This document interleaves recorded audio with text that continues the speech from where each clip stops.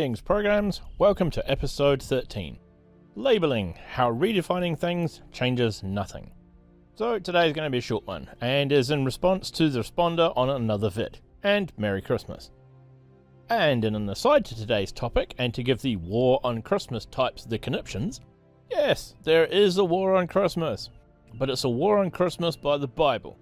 And don't forget, the winter solstice, the Yule log, decorated trees, all that jazz, are all pagan things that predate Christianity. So get your grubby mitts off them.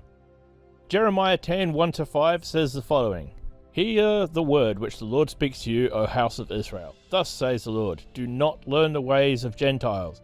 Do not be dismayed at the signs of heaven, for the Gentiles are dismayed at them. For the customs of the people are futile. For one cuts a tree of the forest, the work of the hands of the workman with the axe. They decorate it with silver and gold. They fasten it with nails and hammers so that it will not topple. They are upright like a palm tree, and they cannot speak. They must be carried, because they cannot go by themselves. Do not be afraid of them, for they can do no evil, nor can they do any good. Yes, it's a Christmas tree. So the Bible very clearly tells Christians not to do the exact and specific thing that a lot of them do, which is bring home a tree, nail it to a stand, and decorate it. Bad Christians. Only pagans and atheists get to do that. Your own God commands that you not do it in his holy and inspired book. No Christmas for you. Now go and pray quietly and in private, while the rest of us enjoy our commercial pagan holiday, just like you're told in the book. So like I said, today might be a short one, and as a response to something somebody wrote on another vid. I'm not actually sure if it was one of mine, but I ran into them in a few places. Now the specific comment they made was the standard attempt to shift the burden of proof for atheism. You've all heard it before. Atheists believe that God does not exist, therefore they need to shoulder the burden of proof. But it was the follow-up that I'm responding to here, that atheists believe X. And my response to that, I don't believe that, and I call myself an atheist. And their response, of course, was, yes, you do. Well, no, I don't. First off, communication assumes some level of honesty and goodwill, otherwise, why even talk? If you cannot accept what a person is telling you about their own position, don't even bother talking to them. Because if they can tell you straight up things about what their position is, and you just don't believe them, ignore them, or don't care, why even communicate? But this highlights the underlying problem that a lot of people have.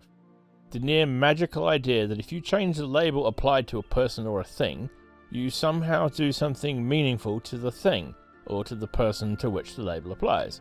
Well, no, it doesn't work like that. For American viewers, you may be familiar with the old saw, the Democrats are the party of slavery. No, I'm not an American, but even I know that much about American politics. There was a conservative party. There was a liberal party, as described by the things that they adhere to.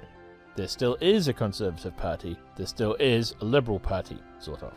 But the labels swapped.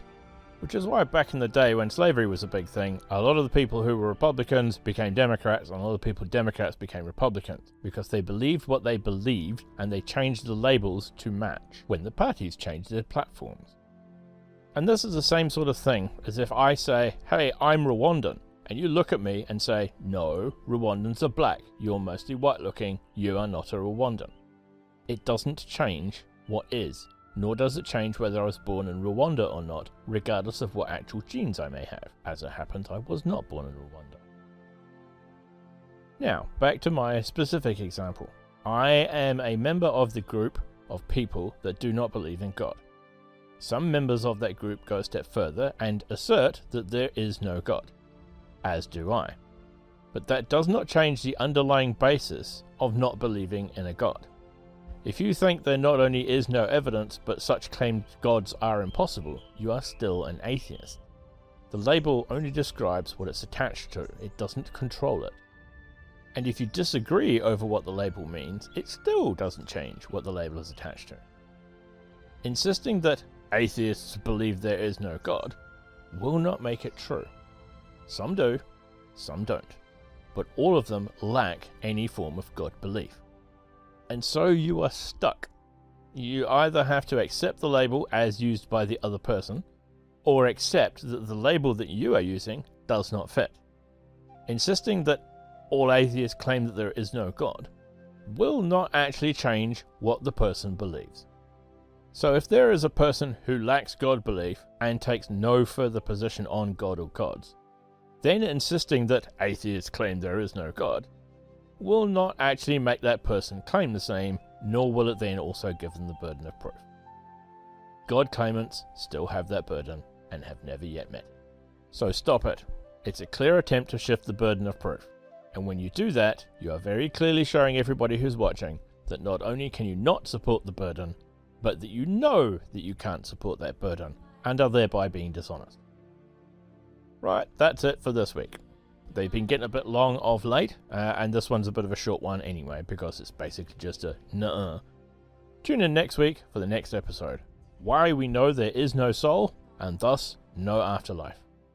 Bye for now.